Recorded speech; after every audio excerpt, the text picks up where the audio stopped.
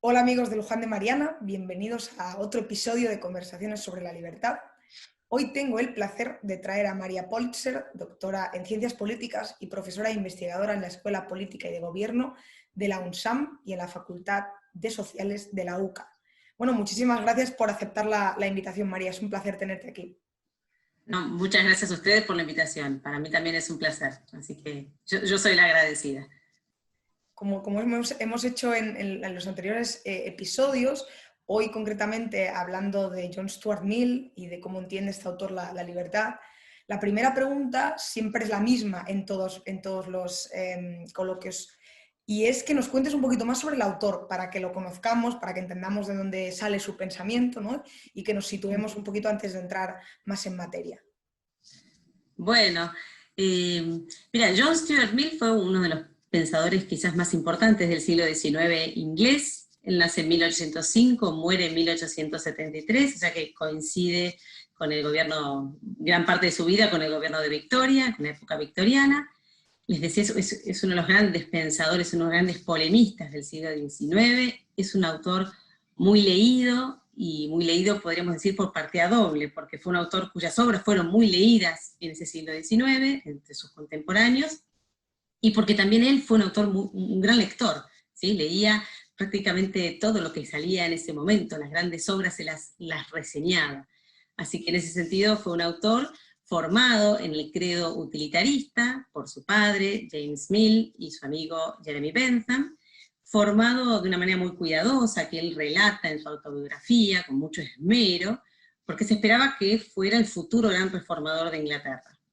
Y bueno, este niño, digamos, algunos dirán un niño prodigio por todas las habilidades que fue desarrollando tempranamente, tuvo una crisis intelectual a los 20 años, no voy a cuento ahora explicar los detalles de esa crisis, pero lo importante me parece es que a partir de esa crisis, en la que estuvo sumido 3, 4 años, Mill empieza a abrirse a nuevas influencias, ¿no? Revisa un poco algunos presupuestos en los que había sido formado, lo que entiende son sesgos en su formación, y empieza a leer y a entusiasmarse por el romanticismo, de la mano de Coleridge o de Wordsworth, del socialismo en su versión sobre todo sansimoniana, un ávido lector del socialismo en esa etapa, y luego posteriormente de hecho va a escribir algunos textos sobre el socialismo, y también el liberalismo continental.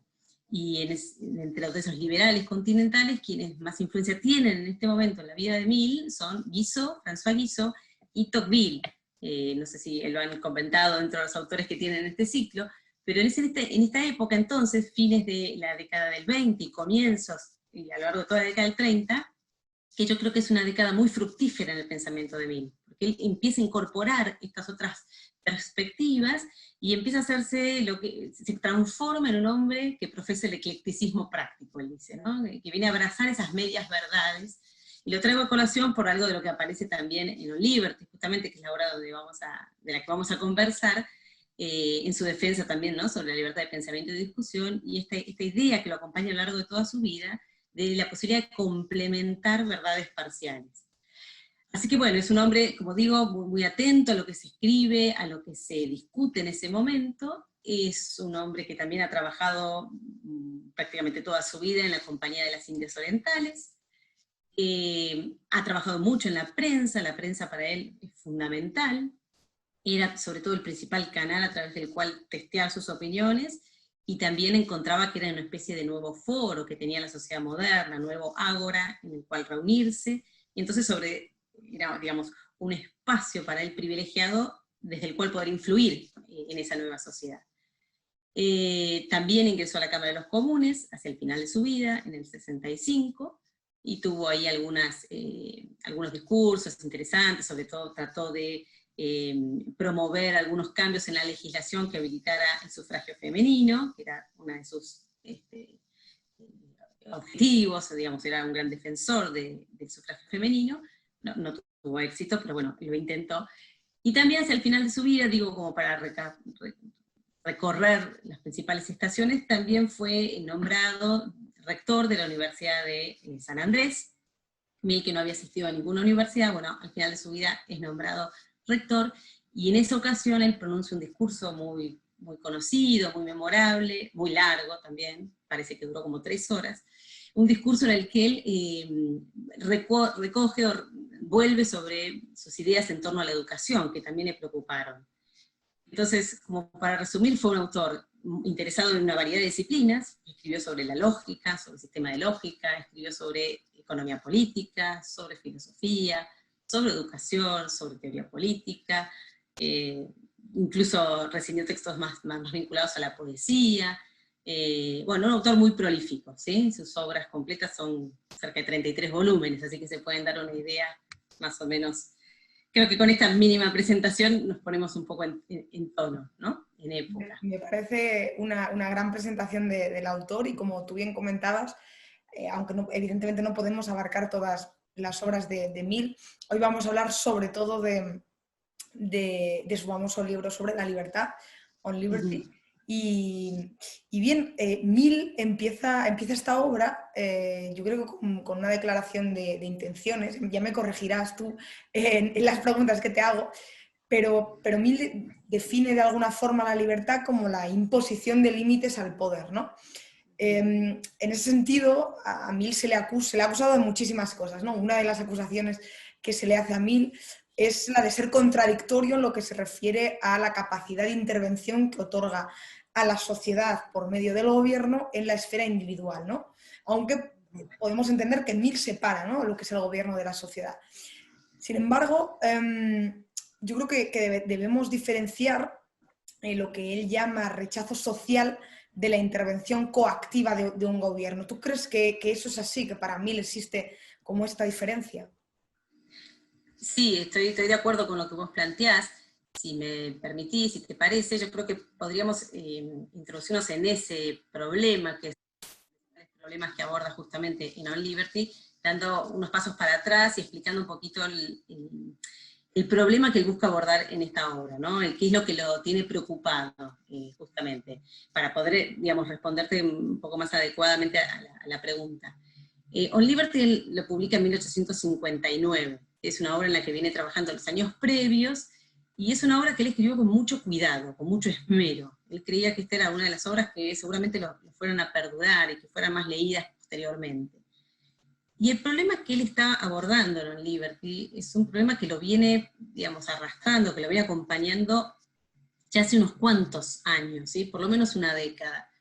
Y que está, creo, en este caso muy influida por la lectura que él hizo sobre Tocqueville. Él reseñó los 2 volúmenes de La democracia en América y encontró allí varias intuiciones que parecían estar en armonía con lo que él mismo venía pensando. Quiero decir esto porque, digamos, estamos acostumbrados a Mill y a descubrir las incoherencias o las contradicciones a las que vos aludiste, y hay muchos autores que se centran en esto, y no es que yo quiero, digamos, exculparlo a Mill en este punto, digamos. Es cierto que hay contradicciones, hay tensiones al interior de una obra que es muy extensa, y que no son tan difíciles de encontrar en un autor que justamente quiso hacer lo que anticipé anterior, ¿no? Que quiso abrirse a nuevas corrientes. Entonces yo dejaría un poquito de lado esa discusión acerca de qué contradicciones podemos encontrar en su obra, y trataría de entender qué es lo que él quiso hacer aquí. Y entonces, lo que decía, él está acá preocupado sobre todo por un nuevo tipo de amenaza que se cierne sobre la libertad de los individuos, ¿no? Una nueva fuente de opresión, que ya no se ejerce tanto desde el gobierno, ¿no?, hacia los individuos, sino que es desde la misma sociedad. Él está preocupado por esto que él llama la tiranía de la opinión.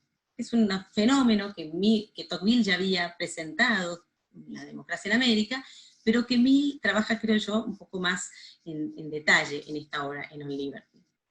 Entonces, Mill está escribiendo en On Liberty sobre todo pensando en de qué manera buscar lo que llama precauciones auxiliares, medidas adicionales para preservar la libertad de los individuos frente a una sociedad que es cada vez más grande, que es una masa, digamos, él usa esta expresión, el individuo está perdido en la multitud. Es una frase que él presenta en esta obra, que ya la había puesto casi de la misma manera en un artículo del 36 que se llama Civilización, y que de hecho ya está, no sé si Enrique Aguilar habló de esto cuando le tocó cuando expuso acerca de Constant, pero es una frase que también el mismo Constant presenta en la famosa conferencia acerca de las dos libertades. Entonces, frente a una sociedad donde las masas son más grandes, el individuo se encuentra perdido, desorientado, y además cada vez más cercenado. Entonces, este es el punto, ¿no? Mill quiere hablar sobre este tipo de opresión, la tiranía de la opinión. Por eso es que él se va a detener en tratar de explicar cuál es ese ámbito, ¿no? Cuál es ese espacio en el que ni el gobierno ni la sociedad pueden intervenir, ¿sí? Y pueden intervenir sin que esto sea, digamos, objeto de crítica, ¿sí? No sé si querés que vaya más despacio, No, no, me no parece quiero estupendo. abrumar con la sí, Me parece necesito, estupendo, me parece estupendo, sí, sí, sí. Tú mandas, tú ¿sí? mandas. Bueno, perfecto. Entonces, él lo que se pregunta en esta obra es cuál es ese espacio, ¿sí? ¿Cuál es ese ámbito que está reservado a los individuos y sobre el cual nadie puede intervenir. Ese espacio, ¿no? Es un espacio conformado en principio por 3 elementos. Incluye el dominio de la conciencia, la libertad de pensamiento, de sentimiento, de opinión, en prácticamente todos los asuntos, tanto asuntos, digamos, especulativos, asuntos prácticos, morales, cualquier tipo de asunto, ¿no? Entonces ese primer elemento es esa libertad de pensamiento y de expresión de las propias ideas, de las propias opiniones. El segundo elemento es la libertad de los gustos y la posibilidad de que cada uno determine el propio proyecto o plan de vida, algo que para él también es muy importante enfatizar, porque considera que la sociedad de su época es una sociedad que se está volviendo cada vez más uniforme, más homogénea, y donde nadie quiere distinguirse y sobresalir, nadie quiere llamar la atención. Entonces insiste mucho también sobre este punto. Y el tercero es la posibilidad, la libertad de combinarse entre los individuos. Entonces este gran cambio para él es ese es ese ámbito sobre el cual no se puede interferir. Y aquí él introduce también un principio que dice es un principio sencillo, que no es muy sencillo, digamos, que no ha dado ocasión a muchísimos debates, él lo describe como sencillo y simple, que es lo que se conoce como el principio del daño. Y lo que está diciendo es que el único fin que justifica que los hombres, ¿no?, interfieran en la libertad de otros, de sus semejantes, es la propia protección. ¿No? Que el único propósito por el cual puede ejercitarse con pleno derecho el poder sobre cualquier integrante de una comunidad civilizada, no cualquier comunidad, una comunidad civilizada, el único principio, el único propósito por medio del cual se puede, ¿no?, interferir en esa comunidad civilizada en contra de la voluntad de sus integrantes es para impedir un daño a un tercero, un daño a otros, ¿sí? Un daño, o sea, la única manera en la que podemos interferir es si tenemos certeza de que esa acción que se está por realizar va a dañar los intereses de otro. Esta idea de que podemos a veces tener, de que, bueno, uno tiene sus intenciones son buenas, son saludables, o tiene cierta certeza o clarividencia respecto del bien que le resulta, respecto de que lo que yo quiero hacer le va a resultar en beneficio de un tercero, todas esas son excusas y no son justificaciones suficientes. En todo lo que concierne a uno mismo, la independencia, dice Mill, es absoluta, ¿no? Sobre su cuerpo y su mente, el individuo es soberano. En esto él es taxativo, hace estas aclaraciones respecto de que su principio aplica a hombres y a mujeres en su plenitud de facultades, por supuesto que no a niños, y también hace esta aclaración de que está hablando y se está refiriendo a sociedades que ya han alcanzado un determinado estadio de civilización, ¿sí? Acá está dejando la puerta abierta y lo dice explícitamente, tanto en este texto como, por ejemplo, en consideraciones sobre el gobierno representativo, que esto que está diciendo no aplica todavía a sociedades que se encuentren en un estadio de civilización anterior, ¿sí? Esas sociedades todavía necesitan de cierta guía, ¿no?, de espíritus superiores, más ilustrados, más avanzados, que transitoriamente las guíen por la buena senda.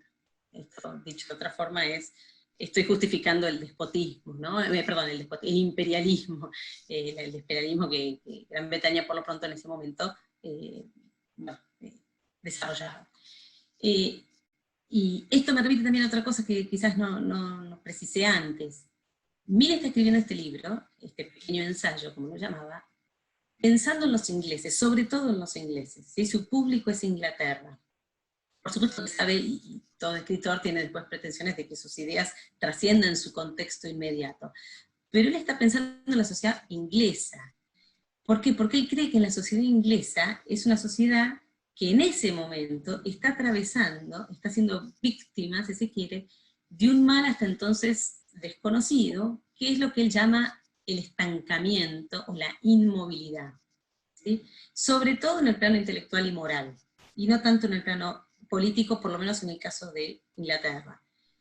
Pero él cree que este es un mal real, ¿sí? No está anticipando, no está diciendo, bueno, esto va a venir en algún momento. Él cree que eso es lo que ya está viviendo Inglaterra. Está viviendo como una sociedad cada vez más inmóvil, no inmóvil en cualquier aspecto o en todos los aspectos. Los hombres sí, son muy activos, se muestran muy activos, pero en el campo de sus negocios particulares. En todo lo demás se están como adormeciendo, se están volviendo ciudadanos pasivos, de un espíritu pasivo, adormecido, homogéneo, como decía, ¿no? Uniforme. Y a esos hombres, entonces, es a los que más ataca una tiranía de la opinión. Y por eso para él resulta tan importante sentar aquí el principio que puede guiarnos, que podemos usar como criterio, dice él, a la hora de defender un espacio individual y al mismo tiempo de alentar el cultivo de esa individualidad. ¿Sí? ¿Por qué crees que Sí. quizá Mill es muy, como tú decías, incluso muy taxativo, tiene una idea muy clara de no solo de la importancia que tiene la libertad de pensamiento y de expresión, sino también, digamos, de sus consecuencias positivas y de cómo protegerla, ¿no?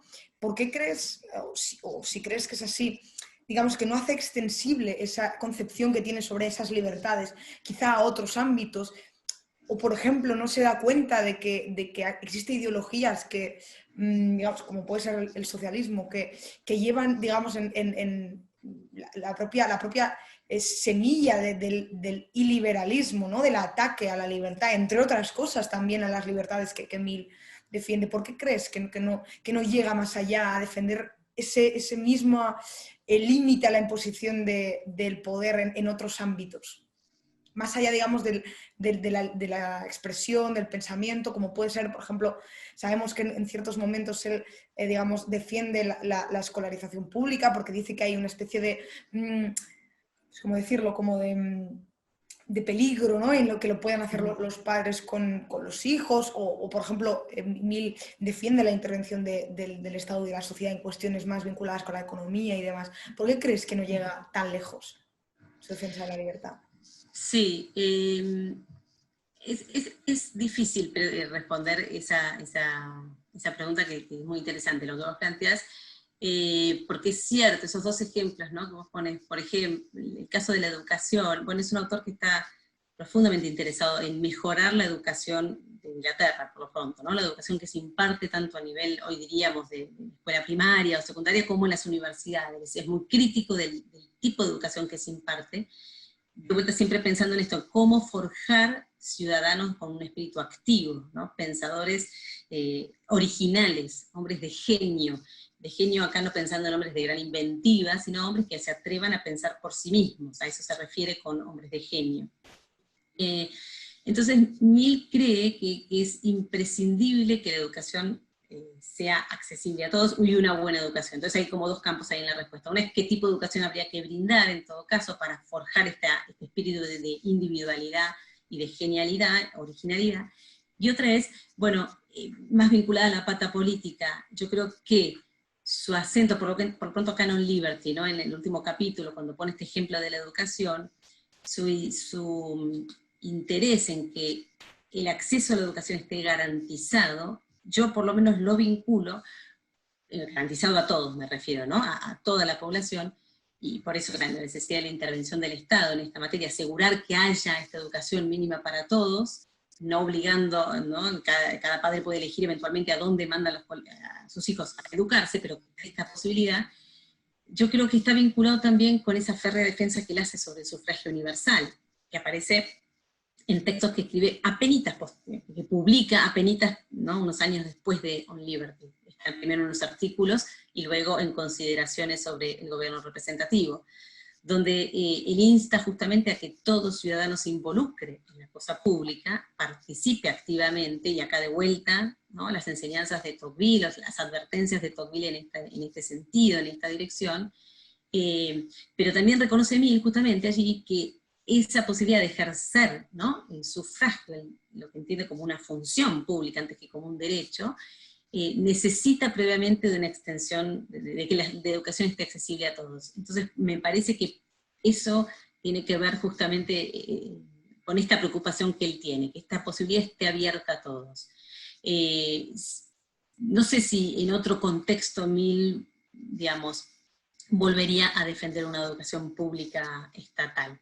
Yo tiendo a verlo vinculado con este punto de la defensa de un sufragio, la defensa de un ciudadano activo y participativo, que también, dicho sea de paso, y lo digo si querés, como una acotación al margen, no porque sea menor, sino para no desviarme de la otra pregunta, tiene que ver con esa dimensión, si se quiere, más republicana, más participativa de la libertad, ¿no? Que también Mill defiende. A Mill siempre se lo ha leído sobre todo como un defensor de una libertad negativa, como ausencia de impedimentos, y esa misma referencia con la que iniciamos la conversación, ¿no? La libertad siempre pensada como una imposición de límites al poder, que es visto como un flagelo, que es visto como algo malo en sí mismo. Pero Mill tiene muchos pasajes en distintos textos donde insiste una y otra vez en la importancia de la participación cívica. Entonces, eso lo digo como un comentario aparte. Respecto a los socialistas, bueno, Mill tiene así como varios guiños, ¿no? Con el pensamiento socialista premarxista. Hay algunos que adjudican estos guiños o estas cercanías a la influencia de Harriet, su mujer, su compañera, digamos, durante mucho tiempo, y luego su mujer, y a quien de hecho él dedica este libro, On Liberty. Y entonces hay especulaciones acá respecto del grado de influencia que pudo haber tenido ella sobre Mill en estos puntos. Ahora, yo creo que lo que más le preocupa a Mill de la prédica socialista, y vuelvo sobre este tema, lo que más le preocupa a Mill sobre la prédica socialista es que él entiende que el escenario futuro que ellos avisoran o al que esperan ver concretado es un escenario de uniformidad. Es un escenario donde seamos todos iguales, lo digo quizás minimizando, digamos, simplificando mucho el argumento, ¿no? Pero un escenario donde tanto se prioriza la igualdad, que las diferencias, las individualidades quedan muy desdibujadas. Y eso, si ustedes leen los capítulos sobre el socialismo, que es una obra que publica póstumamente, creo que ahí Mill se detiene mucho en ese aspecto. La otra parte de la pregunta, en realidad vos me decías, bueno, ¿por qué en principios de política, de economía política, tal vez te referías a ese texto, por qué admite ahí la intervención del gobierno, sobre todo en la distribución y no en la producción? Bueno, esto sí ha sido muy, muy criticado, sobre todo por los economistas, ¿sí? Creo que era ese punto al que te estabas refiriendo recién. Sí, pero si te parece, me voy a detener, porque no nos queda mucho tiempo, y me voy a detener en una cuestión que has repetido en esta última pregunta varias veces y que me quería preguntar desde el inicio, y es que en esta obra precisamente Mill dedica un capítulo entero a hablar de la individualidad, ¿no? Que es como contraposición de esa homogeneidad y uniformidad que tú mencionabas. ¿Cuál crees que es la importancia para Mill de esa individualidad y cómo se conecta con el concepto de libertad? Bueno, yo creo que Mill le asigna una importancia fundamental a la individualidad, ¿no? A la posibilidad de que cada hombre cultive su propio proyecto de vida, ¿no? Que sea fiel a sus propios intereses, que sepa, digamos, adoptar las verdades en las que realmente cree, y no en aquellas que ha heredado cual dogmas muertos, como dice en On Liberty. Para mí, una sociedad en la que no hay libertad de discusión y libertad de pensamiento, es una sociedad que no admite justamente esta pluralidad en su seno, que no admite o que hace muy difícil el verdadero desarrollo de la individualidad. Y justamente, él dice que el precio que se paga por esa suerte de pacificación intelectual al que está asistiendo Inglaterra, cree él, es que es ese completo sacrificio del ímpetu moral del espíritu humano, de la posibilidad de que cada uno pueda efectivamente cultivar su vida, ¿no? Su proyecto de vida. Y hay algunos pasajes, vos me dirás si me tengo que acotar, pero hay algunos pasajes en el Liberty que nos resuenan muy contemporáneos, y sobre todo con ocasión de estas discusiones que estamos ahora escuchando sobre la cultura de la cancelación y demás, yo creo que los argumentos que Mill presenta en Liberty siguen estando vigentes, ¿no? Él en un momento él dice que los hombres hoy en día leen los mismos libros, escuchan las mismas cosas, van a los mismos lugares, tienen los mismos miedos, los mismos deseos, las mismas maneras de hacer valer las cosas, y es frente a esa, ¿no? Esa especie de uniformidad tan sofocante, que él dice, incluso es bueno que en una sociedad como la nuestra, allá en el 19, tal vez hoy también, aparezca esa figura del excéntrico, de la que habla en el capítulo 3, aquel que un poco patea el tablero, aquel que con su mera presencia o con las ideas tal vez medio alocadas que tenga para defender, fuerza a la sociedad a discutir nuevamente o a repensar aquellas ideas que sostiene y que defiende. En ese sentido me parece que el capítulo 3 creo que puede ser leído desde allí, ¿no? Desde qué estrategias utilizar para despertar una sociedad adormecida, ¿no? Para evitar estos clichés, esos lugares comunes que repetimos y repetimos y de los cuales no nos podemos salir, ¿no? Si te parece, como última cuestión que me gustaría plantearte, más a modo de reflexión final, por algo que también mencionabas al principio, ¿crees que una obra así la podía haber escrito Mill para otro país que no fuese la Inglaterra que él vivió? Mire, yo creo que él la está escribiendo para Inglaterra. Yo creo que digamos, hay muchos testimonios, sobre todo en la correspondencia, donde explícitamente dice, esto lo estoy escribiendo para acá. Podríamos decir, yo porque estos temas los estudié muy en paralelo con Tocqueville en su momento, entonces encuentro que tal vez mucho de lo que Mill está pensando, Tocqueville también lo está observando para el campo francés. Desde la perspectiva de Mill cree que el estancamiento y la inmovilidad que más afecta a los franceses en ese momento, mediados del 19, es el estancamiento político. Y que afecta más a los ingleses es el moral intelectual. Pero en cualquier caso, es difícil que uno se dé sin el otro, ¿no? Con lo cual él está pensando que este es un problema propio de las sociedades civilizadas, propio de esta nueva conformación social, que se está dando entonces como problema ahora en Inglaterra o en Francia eventualmente, pero del cual ni siquiera están exentos, por ejemplo, los Estados Unidos. Él dice esto explícitamente, ¿no? Esto es un poco lo que yo estoy observando y probablemente lo que se venga. Después uno puede decir, bueno, ha pasado tanto tiempo desde ese momento hasta el hoy, que hay muchas cosas que uno podrá decir, bueno, esto no se dio de tal forma, de esta otra. De hecho, muchos de sus contemporáneos que reseñaron el texto dijeron, bueno, acá me parece que está exagerando, nosotros no vemos esto, a los ingleses les gusta la individualidad, ¿de qué me está hablando? Recibió muchas críticas en ese sentido, ¿no? Y tenía también, es cierto, esa tendencia un poco a exagerar el propio argumento y a presentarse como ese cruzado solitario que está hablando y diciendo lo que nadie ve y nadie observa. Entonces, bueno, uno también tiene que aprender a mirar un poco entre líneas, a ver qué tal vez de ese mensaje puede resultar todavía significativo. Yo hacía recién muy rápido la vinculación con los debates contemporáneos relativos a la cultura y la cancelación, y yo creo que algo ahí uno puede encontrar que esa defensa del pensamiento, la defensa de la libertad de discusión, sigue estando muy, muy vigente, ¿no? No, claro, al final este tipo de obras lo que nos permiten es, digamos, valorar lo que está sucediendo en la actualidad y poder también hacerlo, darnos cuenta que igual no es el único momento en el que ha pasado en la historia, ¿no? Y también saber con qué argumentos afrontarlo. Exacto, exactamente. Así que bueno, a todos aquellos que estén escuchando, realmente los invito a leer, es un texto que no es muy largo y que seguramente será muy provechoso para todos aquellos que se animen a leerlo, que quieran leerlo.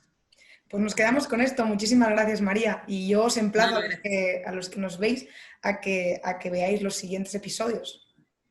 bueno, muchísimas gracias.